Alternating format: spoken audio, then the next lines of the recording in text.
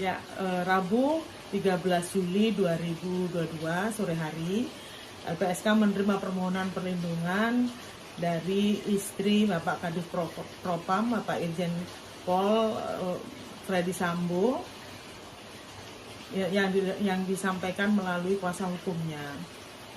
Selanjutnya, LPSK akan melakukan penelaahan dan investigasi terkait dengan permohonan tersebut.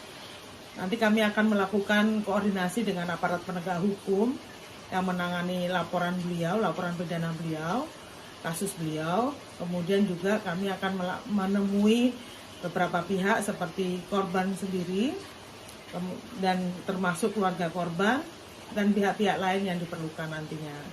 Nah, setelah itu nanti kami akan menelaah juga terkait dengan kebutuhan beliau untuk pemulihan traumanya.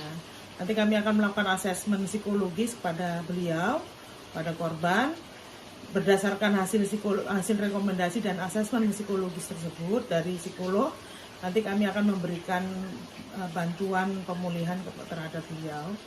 Nah, setelah itu nanti kami akan memutuskan permohonan perlindungan tersebut melalui rapat pimpinan LPSK.